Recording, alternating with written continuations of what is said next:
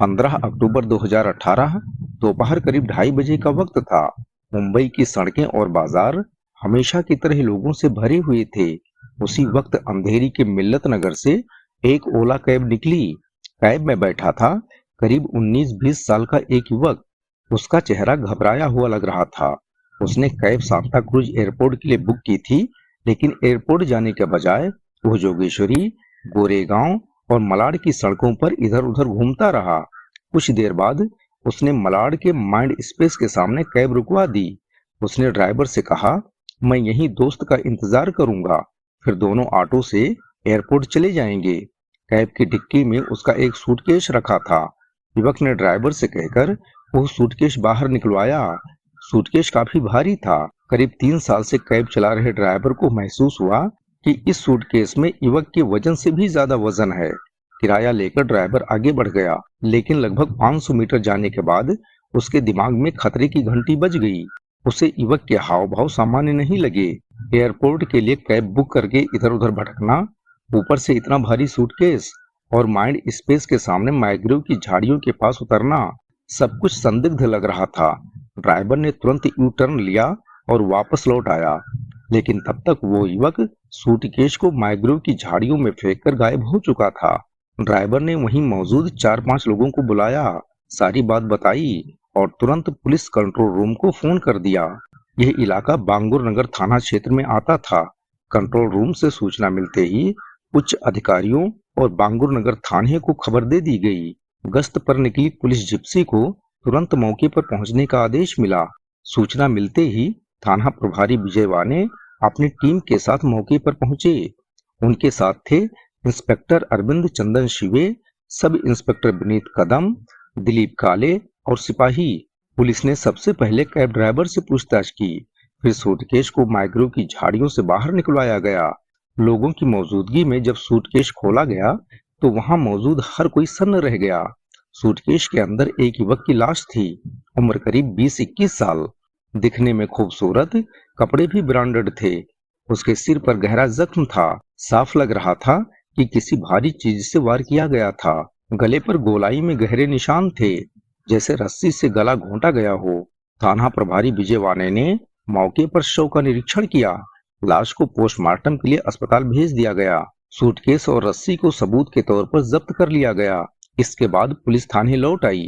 Cab driver को भी police अपने साथ ले गई। डीसीपी संग्राम सिंह निशानदार के सामने उससे पूछताछ की गई। पूछताछ के बाद इस केस की जांच इंस्पेक्टर अरविंद चंदन शिवे को सौंप दी गई। इंस्पेक्टर अरविंद चंदन शिवे ने सीनियर अधिकारियों के निर्देश पर इस केस के लिए एक पुलिस टीम बनाई।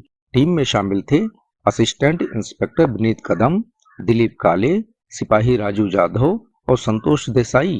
पुलिस के सामने सबसे बड़ी चुनौती यह थी कि मुंबई जैसे विशाल शहर में हत्यारे को कहां और कैसे ढूंढा जाए, क्योंकि अभी तक यह भी साफ नहीं था कि मृत युवती कौन थी और कहां रहती थी। इस जांच में कैब ड्राइवर सबसे अहम कड़ी बन सकता था, इसलिए पुलिस ने उसे अपने साथ रखा। मुंबई पुलिस, जो स्कॉटलैंड यार्ड के बाद दुनिया की बेहतर पुलिस फोर्स मानी जाती है, ने इस मर्डर मिस्ट्री को सिर्फ 4 घंटों में सुलझा लिया।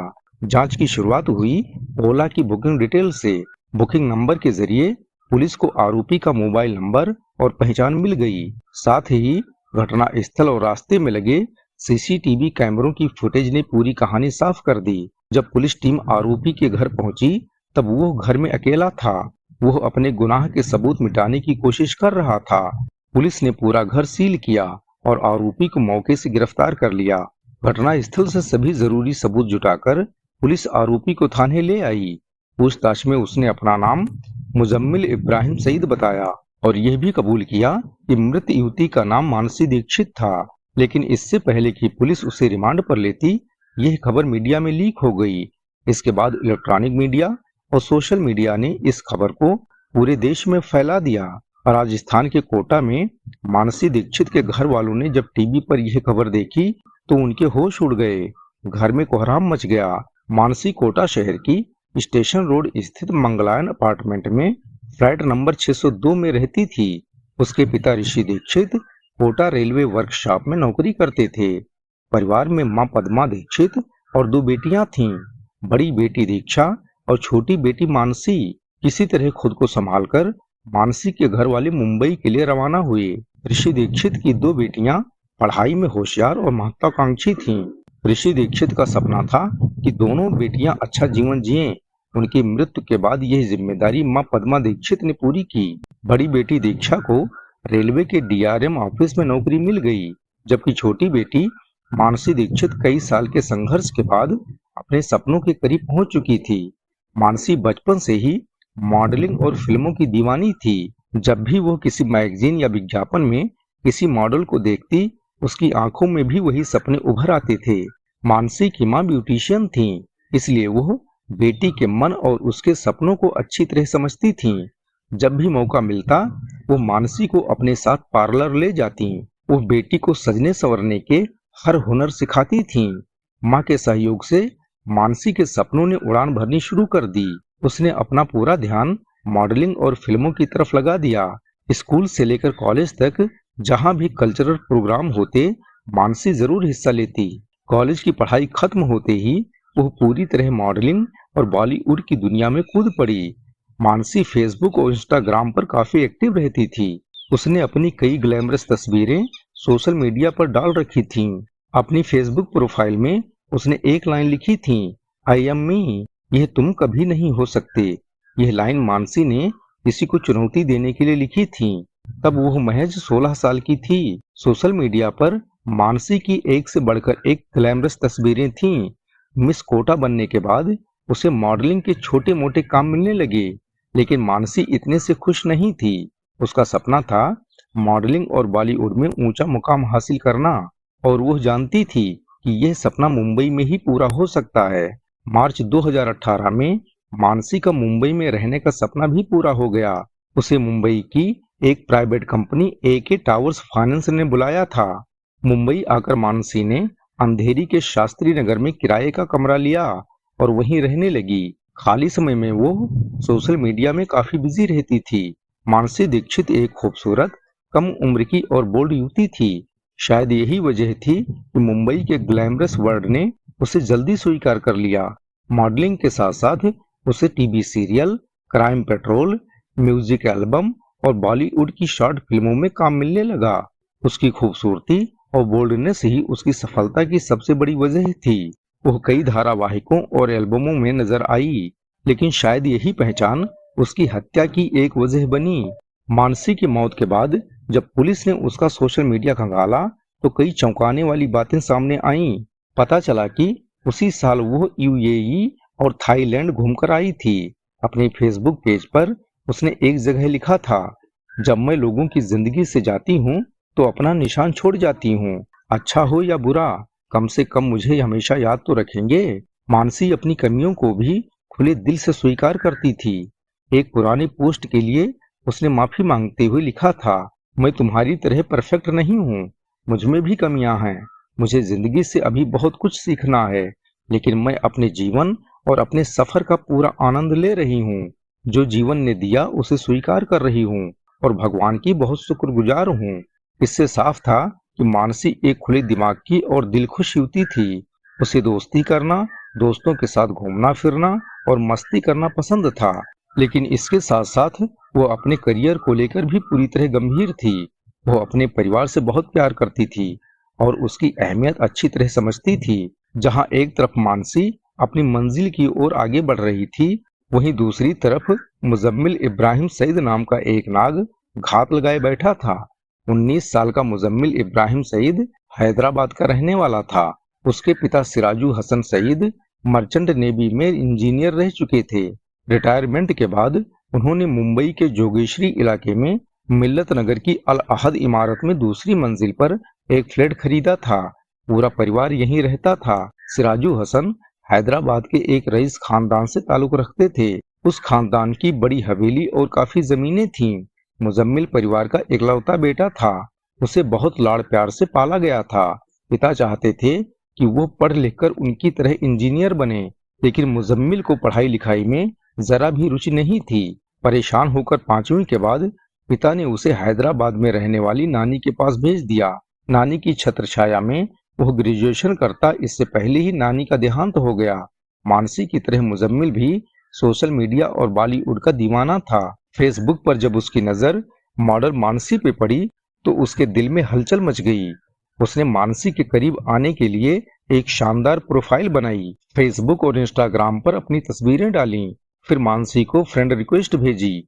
मानसी उससे प्रभावित हो गई और दोस्ती स्वीकार कर ली। काफी समय तक दोनों की दोस्ती सोशल मीडिया पर चलती रही। मुजम्मिल ने खुद को एक कामयाब मॉडल बताया था। जब दोस्ती गहरी हो गई तो वह मां के साथ घूमने का बहाना बनाकर मुंबई आ गया। एक कॉमन दोस्त के जरिए उसकी मानसी से मुलाकात हुई। इसके बाद दोनों अक्सर मिलने लगे, कभी किसी रेस्टोरेंट में तो कभी किसी बिजनेस सेंटर में। धीरे धीरे दोनों काफी घुल मिल गए। घटना वाले दिन सुबह करीब 11 बजे मुजम्मिल की मां अपनी एक सहेली से मिलने घर से बाहर गईं। इसी मौके का फायदा उठाकर मुजम्मिल ने मानसी को मॉडलिंग कंपनी के फोटोशूट के बहाने अपने फ्लैट पर बुला लिया। जब मानसी फ्लैट पहुंची तो इधर उधर की बातों के बाद मुजम्मिल ने उससे शारीरिक संबंध बनाने की इच्छा जताई और उसके साथ अश्लील हरकतें करने लगा। मानसी ने इसका जोरदार विरोध किया। वो फ्लैट से बाहर जाने के लिए दरवाजे की तरफ बढ़ी, लेकिन घबराए हुए मुजम्मिल ने पास पड़ा एक स्टूल उठाया और मानसी के सिर पर जोर से मार दिया। मानसी के सिर से खून बहने लगा। वह बेहोश होकर फर्श पर गिर पड़ी। एक पल के लिए मुजम्मिल के दिल में हमदर्दी जागी। वो मानसी को होश में लाने के लिए उसके चेहरे पर पानी की छींटे मारने लगा, लेकिन जैसे ही मानसी को होश आने लगा, मुजम्मिल के दिमाग में खतरनाक ख्याल उमड़ने लगे। उसने सोचा, अगर मानसी पुलिस के पास चली गई तो उसकी जिंदगी खत्म हो जाएगी। पुलिस, जेल और हथकड़ियों की कल्पना ने उसे डरा दिया और उसी डर में उसने एक भयानक फैसला ले लिया। खुद को बचाने के लिए वो घर में रखी कपड़े सुखाने वाली रस्सी ले आया और उसी रस्सी से मानसी का गला घोंट दिया। उसकी माँ किसी भी वक्त घर लौट सकती थी। इससे पहले कि वो आए, मुजम्मिल ने मानसी की लाश रस्सी सहित एक ट्रैवल सूटकेस में भर दी। लाश को ठिकाने लगाने के लिए उसने ओला कैब बुक की और सांता क्रूज एयरपोर्ट जाने का बहाना बनाया। कैब आई तो ड्राइवर की मदद से सूटकेस टिक्की में रखवा दिया, लेकिन एयरपोर्ट जाने के बजाय वो किसी सुनसान जगह की तलाश करने लगा। काफी देर इधर उधर भटकने के बाद उसे मलाड स्थित माइंड स्पेस के सामने एक जगह मिली। वहीं उसने सूटकेस को ठिकाने लगा दिया। इसके बाद वो सीधे अपने घर लौट आया। घर पर पहुंचकर उसने फर्श पर फैले मानसी के खून को साफ कर दिया। गिरफ्तारी के बाद पूछताछ में मुजम्मिल पुलिस को गुमराह करता रहा। कभी खुद को निर्दोष बताता तो कभी बयान बदल देता, लेकिन जब पुलिस ने सख्ती दिखाई तो वो पूरी तरह टूट गया और अपना जुर्म कबूल कर लिया।